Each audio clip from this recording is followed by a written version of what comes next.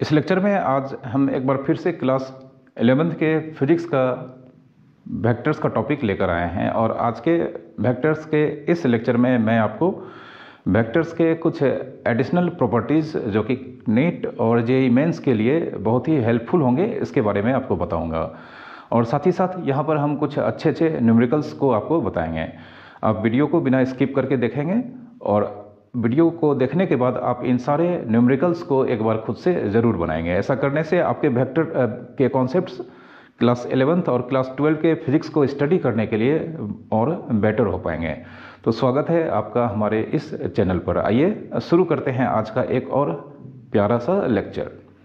तो हमने एक प्रॉपर्टी आपको पढ़ाया था वेक्टर के स्केलर प्रोडक्ट में कि अगर वेक्टर ए डॉट वेक्टर ए ऐसा अगर होगा तो इसे हम magnitude of vector A square लिखते हैं। ठीक है, अब यहाँ पर इसी से रिलेटेड हम यहाँ पर कुछ एडिशनल प्रॉपर्टीज आपको बताने जा रहे हैं। ठीक है, तो अब यहाँ पर अगर हम vector A plus vector B dot vector A plus vector B, ठीक है, इसे अगर हम यहाँ पर फाइंड करना चाहें तो मेरा रिजल्ट क्या होगा इसके बारे में हम यहाँ पर जानते हैं। तो सबसे पहले हम यहाँ पर ए डॉट उसी वेक्टर मतलब दो सेम वेक्टर के डॉट प्रोडक्ट को हम मैग्नीट्यूड ऑफ वेक्टर ए या उस वेक्टर के मैग्नीट्यूड का स्क्वायर लिख सकते हैं। ठीक है, तो यहाँ पे सबसे पहले हम इसे लिखेंगे vector A plus vector B के मैग्नीट्यूड का स्क्वायर, ये लिखेंगे। अब vector A plus vector B के मैग्नीट्यूड का स्क्वायर जो कि vector A plus vector B dot vector A plus vector B के इक्वल्स होता है। ठीक है, तो अब हम यहाँ पे क्या करेंगे, यहाँ पर हम ए का डॉट प्रोडक्ट इन दोनों के साथ होगा, ए का dot product vector A plus vector B के साथ होगा और दूसरा टर्म में यहाँ पर वेक्टर बी का dot product same vector A and vector B के साथ होगा। वेक्टर बी का डॉट प्रोडक्ट भी वेक्टर ए वेक्टर बी के सम के साथ होगा। अब हम यहाँ पर ब्रैकेट को ब्रेक करेंगे तो हमारा पहला term vector A dot vector A होगा, दूसरा term vector A dot vector B होगा और यहाँ पर फिर से vector B dot vector A होगा and vector B dot vector B होगा। और vector A dot vector A को हम वेक्टर ए डॉट ए को हम मैग्नीट्यूड ऑफ वेक्टर ए का स्क्वायर लिख सकते हैं।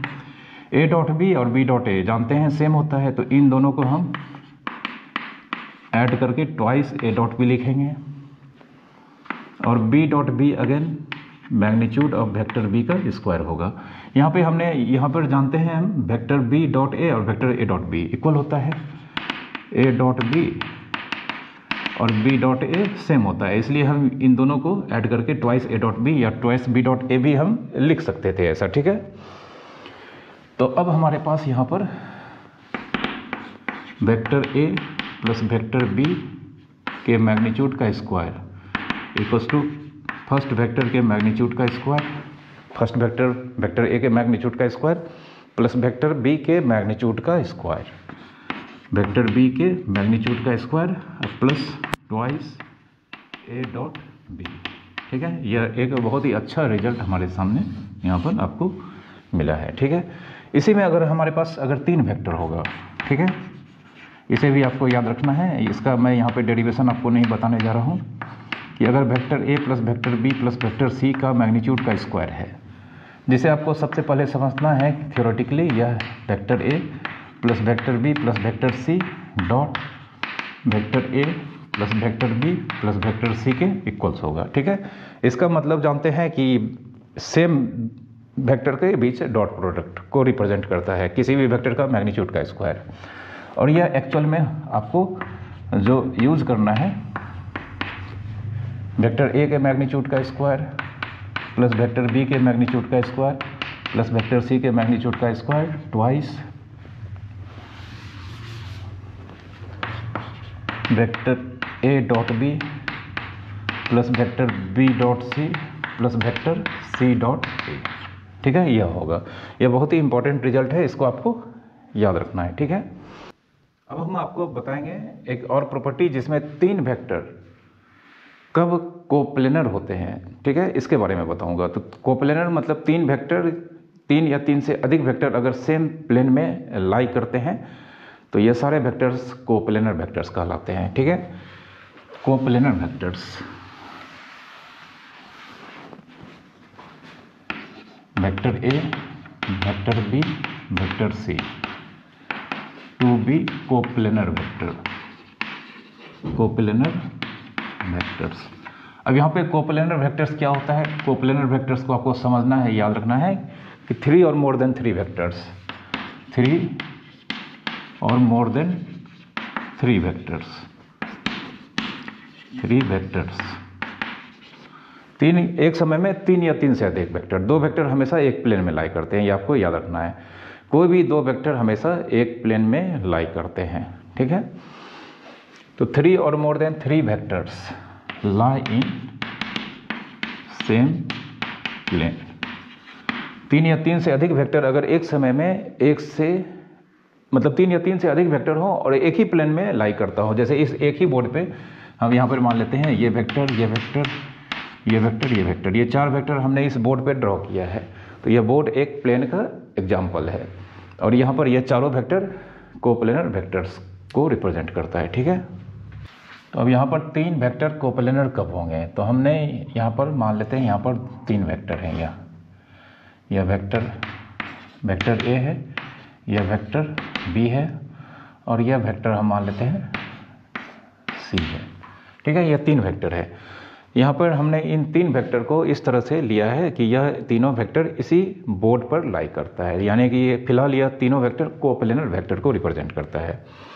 अब 3 वेक्टर कोप्लेनर कब हो गए, इसके कंडीशंस को हमें पता करना है। ठीक है, तो हम जानते हैं यहाँ पर vector A cross B, 2 vector यहाँ पर जो कि इस बोर्ड में लाई करते हैं, इन दोनों का क्रॉस प्रोडक्ट। ठीक है, vector A cross B perpendicular to A भी होगा और vector A cross B perpendicular to vector B भी होगा। मतलब 2 वेक्टर का क्रॉस प्रोडक्ट दोनों पे परपेंडिकुलर होता है। 2 वेक्टर का क्रॉस प्रोडक्ट दोनों पे परपेंडिकुलर होता है। तो यहाँ पे 2 वेक्टर का क्रॉस प्रोडक्ट जब दोनों पे परपेंडिकुलर होता है तो इस कंडीशन में ए क्रॉस बी कुछ ऐसा होगा और यह सी पर भी परपेंडिकुलर होगा। ठीक है, तो सी पर भी परपेंडिकुलर यहाँ पर इस कंडीशन में होगा कब? जब यह तीनों वेक्टर कोप्लेनर हैं। क्योंकि जो वेक्टर ए एंड बी पे परपेंडिकुलर होगा उसको अगर हम उठा करके, चूँकि फ्री वेक्टर्स होता है, इसे अगर हम उठा करके इस वेक्टर सी पे रखेंगे तो यह वेक्टर सी पर भी परपेंडिकुलर होगा। ठीक है, तो ऐसा इसलिए यहाँ पर हो पा रहा है कि चूँकि यहाँ पर यह तीनों वेक्टर इस बोर्ड पे लाई करता है, मतलब एक ही प्लेन में लाई करता है। ठीक है, तो नाउ यहाँ पे A cross B perpendicular to vector C. ठीक है, तो जो वेक्टर का क्रॉस प्रोडक्ट जो कि ऑलरेडी ए और बी दोनों पे परपेंडिकुलर होता है बाय डेफिनेशन, और यहाँ पर यह वेक्टर सी पर भी इसलिए परपेंडिकुलर हो पाया है क्योंकि यह वेक्टर सी ए और बी जिस प्लेन में लाई करता है, मतलब जिस बोर्ड पे यहाँ पर लाई कर रहा है, इसी बोर्ड पर यह भी लाई कर रहा है, इसी प्लेन में यह भी लाई कर रहा है। तो therefore A cross B dot C equals to 0। ठीक है, A cross B dot C equals to 0 for vector A, vector B, vector C to be coplanar. ठीक है, यहाँ पर vector A, vector B, vector C coplanar होने के लिए इसमें से किसी भी 3 वेक्टर में से 2 वेक्टर का क्रॉस प्रोडक्ट, जो तीसरा वेक्टर है उसके डॉट प्रोडक्ट के साथ अगर हम 0 मतलब ले आते हैं या आ जाता है, तो इस कंडीशन में यह तीनों वेक्टर कोप्लेनर वेक्टर होगा। ठीक है, ये 3 वेक्टर के कोप्लेनर होने का कंडीशन था। ठीक है, अब हम यहाँ पर इन दोनों प्रॉपर्टीज़ को समझने के बाद कुछ न्यूमेरिकल्स को आपको बताने जा रहे हैं, तो इन न्यूमेरिकल्स को आप अच्छे से सॉल्व कर लेंगे। यहाँ पर पहला क्वेश्चन है आज का कि vector A B C are 3 unit vectors और such that vector A is perpendicular to B and C and angle between vector B and vector C is π/3। तो हमें यहाँ पे फाइंड करना है vector A plus vector B plus vector C के magnitude के value को। तो यहाँ पे vector A B C unit vector है, it means vector A vector B and vector C, इन तीनों का मैग्नीट्यूड 1 होगा। और साथ ही साथ वेक्टर ए परपेंडिकुलर है बी और सी पे। ऑल्सो यहाँ पे ए परपेंडिकुलर है बी पे, तो यहाँ पे ए डॉट बी 0 होगा, और ए परपेंडिकुलर है सी पे, तो ए डॉट सी यह भी 0 होगा। ठीक है, तो यहाँ पर अभी हमने आपको बताया है vector A plus vector B plus vector C के मैग्नीट्यूड का स्क्वायर, वेक्टर ए का मैग्नीट्यूड का स्क्वायर प्लस वेक्टर बी का मैग्नीट्यूड का स्क्वायर प्लस वेक्टर सी का मैग्नीट्यूड का square plus twice A dot B plus B dot C plus C dot A, यह अभी हमने आपको थोड़ी देर पहले बताया है। ठीक है, तो अब यहाँ पे vector A, vector B, vector C, इन तीनों का मैग्नीट्यूड 1 है, तो यहाँ पर 1 square plus twice A dot B 0 है, बी डॉट सी, अब बी डॉट सी यहाँ पर 0 नहीं है, तो बी डॉट सी को हम बी का मैग्नीट्यूड इंटू सी का मैग्नीट्यूड इंटू कॉस बी और सी के बीच का एंगल π/3। ठीक है, एंड सी डॉट ए या ए डॉट सी, यह भी 0 है, 0 लिखेंगे। ठीक है, यहाँ पे बी डॉट सी को magnitude of B into magnitude of C, and B and C के बीच का एंगल यहाँ पर दिया है π/3, angle between B and C, तो यहाँ पे cos π/3। अब यह तीनों मिलकर 3 हो जाएगा, अब प्लस 2 इंटू यह दोनों 0 है, फिर मैग्नीट्यूड ऑफ बी 1 है, मैग्नीट्यूड ऑफ सी 1 है, एंड cos π/3 मीन्स 60 डिग्री, जिसका वैल्यू यहाँ पर 1/2 होता है। ठीक है, तो यह दोनों कैंसिल हो जाएगा, तो 3 + 1 4, यह यहाँ पर vector A plus vector B plus vector C के मैग्नीट्यूड का स्क्वायर का वैल्यू आया है। अब हम इसका स्क्वायर हटाएंगे तो इधर रूट लग जाएगा, तो therefore vector A plus vector B plus vector C का मैग्नीट्यूड का स्क्वायर 4, यानी कि 4 का स्क्वायर रूट, यानी कि इसका आंसर 2 होगा। ठीक है, आज का question number 2, vector A, B and vector C are unit vectors and A dot B equals to A dot C equals to 0 and angle between vector B and C is π/3, then find the value of magnitude of A cross B minus magnitude of A cross C. ठीक है, इसे solve करते हैं। तो सबसे पहले यह तीनों वेक्टर ए बी सी यहाँ पर यूनिट वेक्टर हैं, तो वेक्टर ए का मैग्नीट्यूड, वेक्टर बी का मैग्नीट्यूड एंड वेक्टर सी का मैग्नीट्यूड 1 होगा। ठीक है, फिर यहाँ पर ए डॉट बी दे रखा है ए डॉट सी, तो हम इसे इधर ले आते हैं, A dot B minus A dot C, इधर 0 होगा, तो इन दोनों से हम ए कॉमन ले सकते हैं, तो इसे हम इस तरह से लिख सकते हैं। ठीक है, A dot B minus C equals to 0। अब यहाँ पर vector A and vector B minus vector C का डॉट प्रोडक्ट 0 है, तो यहाँ पर जानते हैं दो वेक्टर का डॉट प्रोडक्ट अगर 0 होता है तो दोनों वेक्टर परपेंडिकुलर होते हैं दूसरे पे, देयरफॉर यहाँ पर vector A perpendicular to vector B minus C होगा। ठीक है, तो यहाँ पर हमें 2 रिजल्ट यहाँ पर मिल चुका है। अब हमें यहाँ पर दिया गया है एंगल बिटवीन, यह भी लिख लेते हैं, angle between vector B and vector C π/3 यह दे रखा है। अब हमें यहाँ पर A cross B minus A cross C, इसका मैग्नीट्यूड निकालना है। तो A cross B minus A cross C, हम यहाँ पर इसे ऐसे लिख सकते हैं, A cross B minus C. ठीक है, इस तरह से लिख सकते हैं। अब चूंकि इसका मैग्नीट्यूड निकालना है, तो इसका मैग्नीट्यूड निकालने का मतलब हमें इसका मैग्नीट्यूड निकालना है। ठीक है, तो इसे यहाँ लिखते हैं।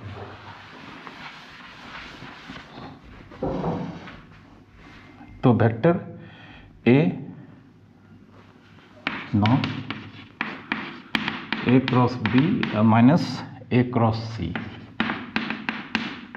का मैग्नीट्यूड, मतलब A cross vector B minus C का मैग्नीट्यूड। ठीक है, अब यहाँ पर वेक्टर ए का magnitude into vector B minus C का मैग्नीट्यूड इंटू दोनों के बीच का angle sine A and B minus C, vector B minus C and A एक दूसरे पे परपेंडिकुलर है, तो यहाँ पे इन दोनों के बीच का एंगल का साइन π/2 ऐसा लिखना होगा हमें, क्योंकि मैंने आपको बताया है कि अगर ए क्रॉस बी का मैग्नीट्यूड, वेक्टर ए का मैग्नीट्यूड इनटू वेक्टर बी का मैग्नीट्यूड इनटू साइन थीटा यहाँ पर दोनों वेक्टर के बीच का एंगल, तो इस तरह से हम फाइंड करते हैं। तो यहाँ पे फर्स्ट वेक्टर ए है, सेकंड वेक्टर बी माइनस सी है, इन दोनों के बीच का एंगल यहाँ पर, चूँकि हमने यहाँ पर निकाल के रखा है कि दोनों यहाँ पर परपेंडिकुलर है, तो यहाँ पे इन दोनों के बीच का एंगल साइन π/2 होगा। ठीक है, अब वेक्टर ए का मैग्नीट्यूड, वेक्टर ए का मैग्नीट्यूड यहाँ पर 1 है, साइन 90 यहाँ पर 1 होता है, into vector B minus vector C का मैग्नीट्यूड, यह हमें फाइंड नहीं, मतलब मालूम नहीं है, तो इसे हम निकाल लेते हैं। अब इसको 1 मान लेते हैं। 9 vector B minus vector C का मैग्नीट्यूड का स्क्वायर, वेक्टर बी का मैग्नीट्यूड का स्क्वायर प्लस वेक्टर सी का मैग्नीट्यूड का स्क्वायर, और यहाँ में माइनस है तो यहाँ पे twice vector B minus 2 times vector B dot vector C. ठीक है, होगा, हमने आपको प्लस के लिए बताया था, तो अगर यहाँ पे प्लस होता है तो यहाँ पे साइन प्लस होता है, और अगर यहाँ पे माइनस होगा तो यहाँ पे साइन माइनस होगा, ये आप याद रखना आप। ठीक है, हमने आपको प्लस के लिए फार्मूला डिराइव करके आज के लेक्चर में बताया है। ठीक है, अब चूँकि यहाँ पे माइनस है तो यहाँ पे ट्वाइस बी डॉट सी के पहले साइन माइनस होगा। ठीक है, तो वेक्टर बी का मैग्नीट्यूड 1 है, 1 का स्क्वायर, वेक्टर सी का मैग्नीट्यूड 1 है, और बी डॉट सी को वेक्टर बी का मैग्नीट्यूड वेक्टर सी का magnitude into cos B and C के बीच का एंगल यहाँ पे π/3 दे रखा है, तो π/3, तो 1 + 1 - 2 इंटू 1 कॉस π/3 का वैल्यू 1 होता है। ठीक है,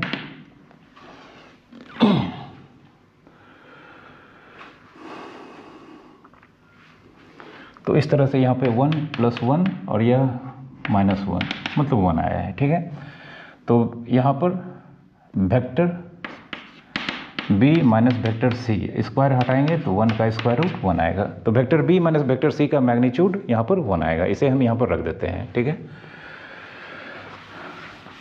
तो देयरफॉर फ्रॉम 1 हमारा जो एक्सप्रेशन है a cross b minus vector a cross c का मैग्नीट्यूड यहाँ पे 1 × 1 और इसका मैग्नीट्यूड हमने 1 निकाला है, 1, इसका आंसर 1 होगा। ठीक है, आज का नेक्स्ट क्वेश्चन इसमें दिया गया है वेक्टर ए का मैग्नीट्यूड 3 है, वेक्टर बी का मैग्नीट्यूड 4 है, वेक्टर सी का मैग्नीट्यूड 5 है। फिर वेक्टर ए परपेंडिकुलर है vector B plus vector C पर, वेक्टर बी परपेंडिकुलर है vector C plus vector A पर, और वेक्टर सी भी परपेंडिकुलर है वेक्टर ए एंड बी पर, मतलब vector A and vector B के सम पर। तो यहाँ पर vector A plus vector B plus vector C का मैग्नीट्यूड निकालना है, मतलब vector A B and C के रिजल्टेंट का मैग्नीट्यूड निकालना है। ठीक है, तो यहाँ पर ए परपेंडिकुलर है बी प्लस सी पे, तो A dot vector B plus vector C 0 होगा, it means A dot B या प्लस ए डॉट सी 0 होगा। ठीक है, फिर b परपेंडिकुलर है यहाँ पर vector c plus vector a पर, तो इस तरह से b dot vector c plus vector a यह भी 0 होगा, तो यह 0 होगा, तो यहाँ पर vector b dot vector c plus vector d dot vector a 0 होगा। ठीक है, फिर सिंस वेक्टर c परपेंडिकुलर है vector a and vector b के रिजल्टेंट पे, तो c dot vector a plus vector b 0 होगा, और इससे हमें रिजल्ट मिलेगा c dot a plus c dot b, यह 0 होगा। तो हमारे पास यहाँ पर 3 रिजल्ट है, a dot b plus a dot c 0, b dot c and b dot a। अब अगर हम इन तीनों को जोड़ दें, ठीक है, इन तीनों को जोड़ते हैं, इन तीनों को इससे हम 1 मानते हैं, इसे 2 एज्यूम करते हैं और इसे 3 एज्यूम करते हैं, तो फ्रॉम 1 + 2 + 3 a डॉट b यहाँ पर भी है और आपका A dot B, B dot A और ए डॉट बी सेम ही होता है, तो ए डॉट बी 2 बार ऐड है, ट्वाइस ए डॉट बी। फिर बी डॉट सी यहाँ पर भी है और बी डॉट सी यहाँ पर भी है, twice B dot C. And C dot A यहाँ पर भी है और सी डॉट ए यहाँ पर भी है, तो twice C dot A. 3 zero का सम, 0 प्लस 0 प्लस 0 0 होगा, तो इन तीनों से हम 2 कॉमन ले लेते हैं, twice A plus B dot B plus C dot C plus A, 0 होगा। ठीक है, तो ये रिजल्ट हमारे सामने है, ये आप समझ चुके होंगे अच्छे से। अब हमें यहाँ पर इस तीनों वेक्टर के रिजल्टेंट का मैग्नीट्यूड निकालना है यहाँ पर। तो इसका फार्मूला हमने आपको आज के लेक्चर में पढ़ाया है, vector A plus vector B plus vector C का मैग्नीट्यूड का स्क्वायर, क्योंकि होता है वेक्टर ए का मैग्नीट्यूड का स्क्वायर प्लस वेक्टर बी का मैग्नीट्यूड का स्क्वायर प्लस वेक्टर सी का मैग्नीट्यूड का square, twice A dot B plus vector B dot C plus vector C dot A. ठीक है, तो यहाँ पर वेक्टर ए का मैग्नीट्यूड यहाँ पर 3 दिया गया है, 3 का स्क्वायर, वेक्टर बी का मैग्नीट्यूड 4 दिया गया है, वेक्टर सी का मैग्नीट्यूड 5 दिया गया है, और ट्वाइस इसका वैल्यू हमने अभी 0 निकाला है, 0 रखेंगे, तो यह 9 16 25। ठीक है, यह vector A plus vector B plus vector C के मैग्नीट्यूड का स्क्वायर। ठीक है, तो 16 9 25 प्लस 25 यह 50 होगा। ठीक है, तो therefore vector A plus vector B plus vector C का मैग्नीट्यूड √50, जिसे 5√2 लिख सकते हैं, चूँकि 50 को 25 × 2 लिखेंगे और 25 का 5 स्क्वायर रूट से बाहर आ जाएगा। ठीक है, तो आज के लेक्चर को हम यहीं पर समाप्त करते हैं। आज का यह लेक्चर बहुत ही छोटा सा लेक्चर था। अभी वेक्टर्स के अब जो भी लेक्चर्स आएंगे उसमें हम आपको न्यूमेरिकल्स और कुछ भी एडिशनल प्रॉपर्टीज जो भी बचे होंगे उसके बारे में बताएंगे। तो अभी इसके 2-3 लेक्चर और हम इस चैनल पर आपको लाएंगे, जिसमें हम खास करके जो वेक्टर्स के बहुत ही अच्छे न्यूमेरिकल्स होंगे उसको हम आपको सॉल्व करके बताएंगे। तो वीडियो अगर आपको पसंद आया होगा तो प्लीज़ इसे लाइक कर देना, और अभी तक अगर आपने हमारे चैनल को सब्सक्राइब नहीं किया तो प्लीज़ जाकर जल्दी से सब्सक्राइब कर लें। Thank you very much for watching.